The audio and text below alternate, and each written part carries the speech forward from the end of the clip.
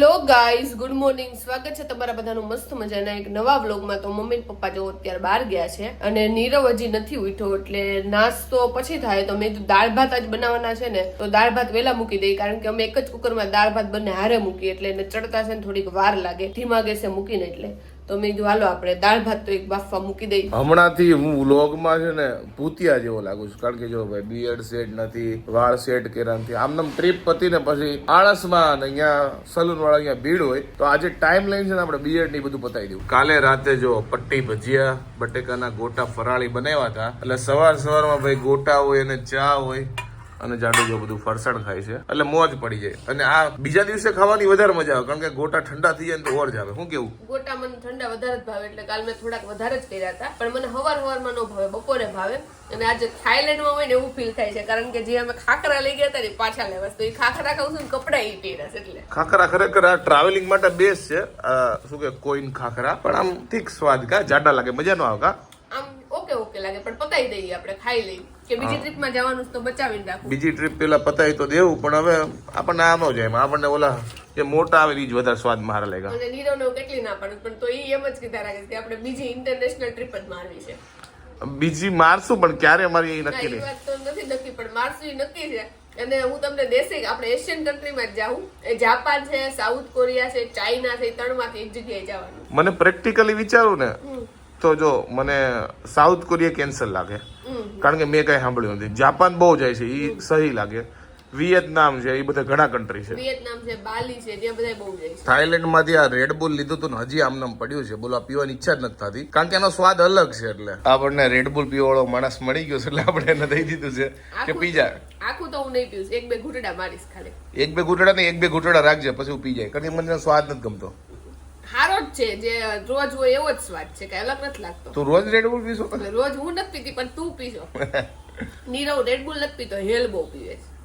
જી મળે પી લો. અને એવું છે કે નીરવ ને એવું છે કે પાયલ મને નોખી જાય એટલે મને તે ચખાડતો જાય કે લે પાયલ થોડીક પી. તો આજે મમ્મી છે ડાયાબિટીસ નો રિપોર્ટ કરાવવાનો હોય ને, એટલે વેલા જમી લે, એટલે 12 વાગે થી આપણે દાળ ભાત બનાવી નાખ્યા છે. અને મમ્મી જો જમવા બેસી ગયા છે, અને આપણે અત્યારે કપડા લઈ લીધા છે, તો કપડા હકેલ નાખી. તડકો એટલો છે ને કે થોડીક વારમાં તો કપડા હોતન શેકાઈ જાય. કપડા હું આપણે હોતન શેકાઈ જાય. તો હું ઇન્સ્ટાગ્રામ માં રીલ જોઈને દાંત કાઢું છું ને, તો મમ્મી તમને હું લાગ્યું? હવે મમ્મી એ દિવસો વયા ગયા, નીરવ ના મેસેજ હવે એક કોઈ ન હોય નહીં. ફોન આવે એ હું આવે, હું બનાવું ખાવાનું, આ થઈ ગયું, ઓલું થઈ ગયું, બાકી ફોન ન આવે. એવું છે, ભેગા હોય એટલે હું હોય. મેં કીધું વખતે વળી નીચે તું શું આટલે વળી લખતો હોય એવો તો કેવો, હવે આટલા વર્ષે મને મેસેજ કરે એમ. હા, લખે વળી એમ મજાક કરતો હોય એમ. તું દાંત કાઢશે ને એ રીતે, એટલે મેં કીધું. અત્યારે છે ને ઇન્સ્ટાગ્રામ માં રીલ એટલી જોરદાર આવે ને કે મને દાંત જ આવે. તમે નથી જોતા રીલ, એમાં નથી હસવું આવતું? આવે ને હસવું, પણ તું તો વધારે પડતા દાંત કાઢતી એટલે મેં કીધું. મને વધારે દાંત આવે એટલે. મેં વળી કે મેસેજ દીધા હોય કોમેડી. જો આજે ખાલી છે ને ફક્ત દાળ ભાત નો પ્રોગ્રામ છે. દાળ ભાતમાં મેં નાખ્યું ચવાણું, સાથે લીધી છાશ, જાડુ ખાય છે કાલના ગોટા, અને પપ્પાનું દાળ ભાત ખાઉં છું. અને જો મેડમ અહીંયા સૂતા છે, કારણ કે વહેલું ખાઈ લીધું, કારણ કે મમ્મીને રિપોર્ટ કરાવવાનો તો ડાયાબિટીસ ના એના, હે ને? હા, એટલે હંધાને પહેલા ખાઈ લીધો ગરમા ગરમ દાળ ભાત. ગરમા ગરમ. શું લાગે ડાયાબિટીસ વધારે આવશે ઓછું? હવે કાલ ખબર પડે. કાલ રિઝલ્ટ છે. હા, કાલ રિઝલ્ટ છે. તો બીજો દિવસ શરૂ થઈ ગયો છે, અને મમ્મી અને નીરવ હારે બેઠા હોય એટલે નીરવના વખાણ ન થાય એવું તો બને જ નહીં. મમ્મી એવું કહે છે. શું કહે છે મમ્મી? મારો દીકરો હારો શામ જ ઓલો રૂપાળો જ હતો એમ કહું છું, પણ કોલેજમાં તારી પાછળ ફરીને કાળો થઈ ગયો. મારી પાછળ ફરવા જ ન આવતો. મને બહુ દોડાવતી એનો કાળો થઈ ગયો, બાકી દૂધે સામે છે ને ફીકવું પડે એટલો દોડો હતો. એ હતો એવો રૂપાળો જ હતો.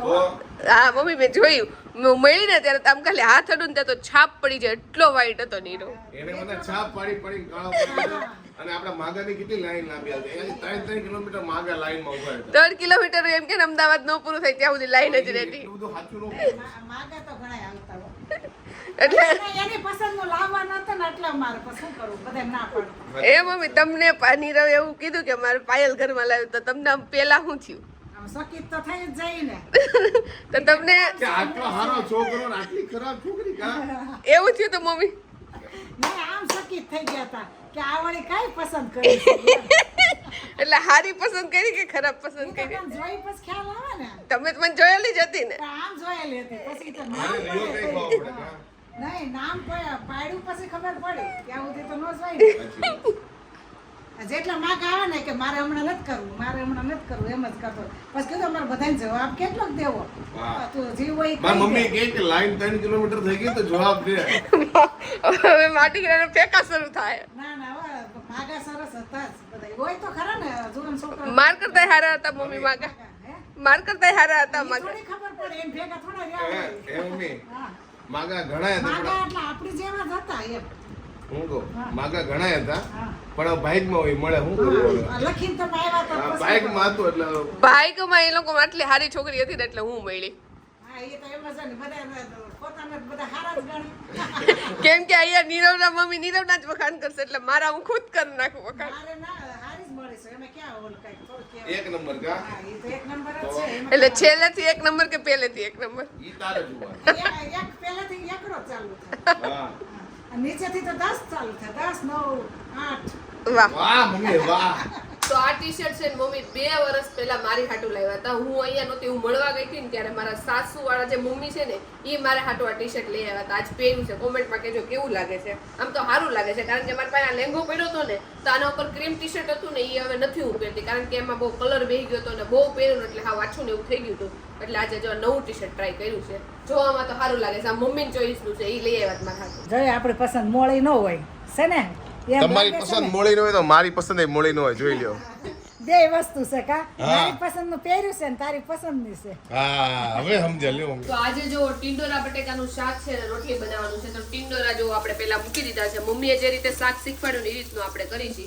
ટિંડોરા કડકડિયા થાય ને પછી જો અહીંયા મેં બટેકા અને ટમેટા આપણે સુધારી નાખ્યા છે. પછી આપણે આ નાખી દેવું અને લોટ કાઢી નાખ્યો છે. જો આપણે લોટે બાંધી નાખીને કપડાય બાકી છે પણ મેં કીધું આપણે શાક વઘારીને પછી ચડે ને ધીમે ધીમે ત્યારે આપણે કપડા મૂકવી દઈએ. આઈ હોપ કે તમને આજનો અમારો આ વ્લોગ ગમ્યો હશે. ગમ્યો હોય તો શું કરવાનું તમને ખબર છે, લાઈક કરો, કોમેન્ટ કરો, મિત્રો સાથે શેર કરો, ફેસબુકમાં ફોલો કરો, યુટ્યુબમાં સબસ્ક્રાઇબ કરો. તમને નેક્સ્ટ વિડીયો ત્યાં સુધી બાય બાય.